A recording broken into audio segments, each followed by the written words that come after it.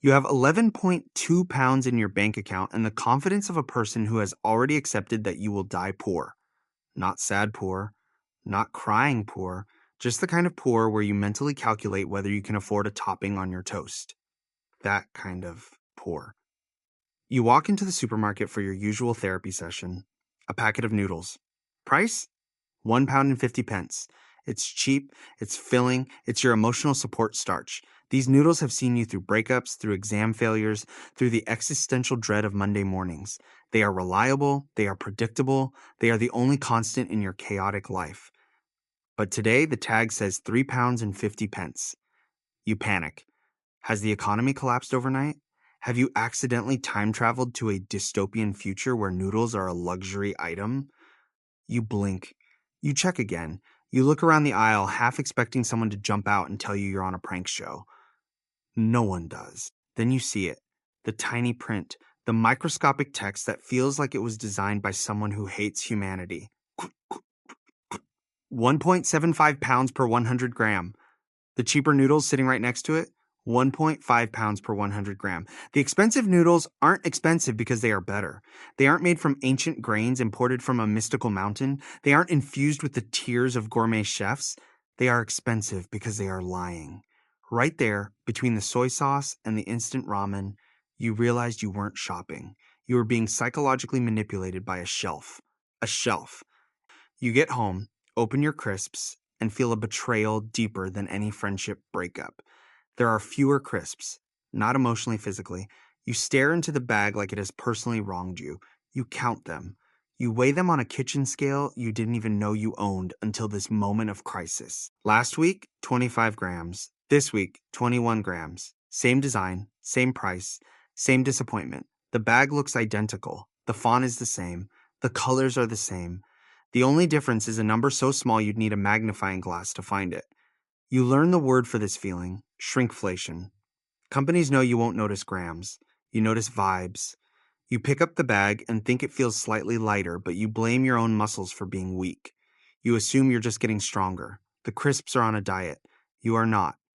You are exactly the same size, but your snack is shrinking like your hopes for a financially stable future. The next day, you walk into the supermarket like a detective who has seen too much. You wear an imaginary trench coat. You carry an imaginary magnifying glass. You are no longer a consumer. You are an investigator. And you start noticing the architecture of the place, the invisible hand that guides your every move. The cheap stuff lives on the bottom shelf, the gym squat zone. If you want the 50 pence cheaper beans, you have to earn them. Bend your knees, stretch your back, question your life choices, all for a discount that barely covers your bus fare. Eye level is a different world. That's the lazy people tax zone. Everything placed exactly where your eyes naturally land. No bending, no effort, just grab and pay. Those products make the supermarket the most profit, and they know you're too tired to look anywhere else. And those special offers at the end of the aisles? Not deals. Trap corners. They're positioned right where you turn, right when your guard drops, right after you've walked past 200 temptations. Brands pay big money to sit there. It's not about what's on sale. It's about what they want you to buy. The expensive sandwich is a decoy, a sacrificial lamb. It takes the bullet so the slightly less expensive sandwich can seem like a bargain. This is anchoring. The first number your brain sees becomes the reference point. Everything after that is judged against it. It's the same reason a 900 pounds room is listed under from 650 pounds. It's the same reason a 12-pound shampoo sits next to a 6-pound shampoo. The expensive item isn't the product. The expensive item is the illusion. It's a psychological trick that makes you feel like you're saving money when you're actually just spending less than the absurd option. Feeling smart? You go to a fast food place. Small drink, 2 pounds and 50 pence. Medium, 3 pounds. Large, 3 pounds and 10 pence. You buy the large. Obviously. You're not an idiot. It's only 10 pence more for what looks like twice the liquid. You walk away feeling like a financial genius. Later, you learn the truth. The medium exists only to make the large look smart. The small exists only to make the medium look reasonable. This is decoy pricing, a classic trick used everywhere from cinemas to coffee shops to theme parks. The middle option is rarely the best value. It's just there to make the most expensive option seem like the logical choice. You weren't choosing the best value. You were choosing the option you were bullied into by math. Then you check your rent contract. First line, from 650 pounds. You learn that from means absolutely nothing.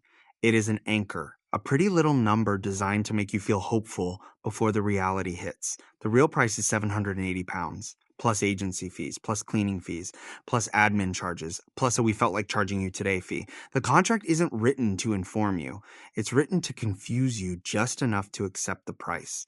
The language is dense. The paragraphs are long. The important numbers are buried in footnotes. Thousands of students fall for it every single year. You are one of them. You signed it without reading the fine print because you were too tired to fight. Netflix, Spotify, gym, phone plan, cloud storage, Adobe, Amazon Prime. You try to cancel one, just one.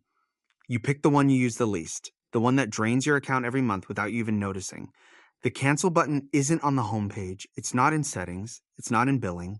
It's hidden behind 4 menus, 2 warnings, and 1 emotional breakdown. You click through page after page. You pass help, support, contact us, and finally find a tiny link that looks like it was designed to be overlooked. Then the guilt screen, are you sure? You'll lose your benefits. Then the threat, your account will be permanently affected. Then the final boss, check your email to confirm cancellation. You check your email, you click the link, you wait. Nothing happens. You do it again. The system makes you work for your freedom. This is a dark pattern. Design tricks meant to make quitting harder than staying. The companies know that if they make cancellation difficult enough, most people will just give up and keep paying. You aren't losing money through big purchases. You are losing money through friction, a death by 1,000 tiny subscriptions. You realize price manipulation isn't just about money. It's about dopamine. It's about psychology. It's about hijacking the reward center of your brain. Companies don't want you to think. They want you to react. They want you to feel before you reason. Limited time offers, countdown timers, only 2 left in stock. People are buying this right now.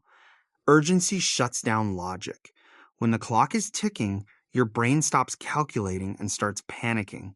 Then there are loyalty points, cashback, stamps, spend 50, get 5 off. You spend 50 to save 5 and feel proud, like an idiot. You just spent 50 pounds you weren't planning to spend to save 5 pounds you didn't need to save. Now, you walk through the store one final time and see it for what it really is. Fresh fruit at the entrance? Mood booster. Bright colors, dopamine trigger. Long aisles, more exposure means more purchases. Music tempo? Faster songs make you shop quicker. Slower songs make you browse longer and spend more. Lighting, warm tones make products look premium and inviting. Eye-level shelves? Highest profit margin. Lowest shelves? Lowest margin. The supermarket isn't a building, it's a psychological laboratory, and you are the experiment. Every choice you make has been pre-decided for you. Every turn you take has been mapped out. Every product you pick up has been placed there with surgical precision. By now, you understand the truth. Companies don't raise prices. They raise confusion. They don't manipulate products. They manipulate perception. They don't steal money. They steal attention. You aren't broke because you are irresponsible. You aren't broke because you make bad decisions. You are broke because the system is designed to keep you unaware. The game is rigged. The rules are hidden. The players don't even know they're playing.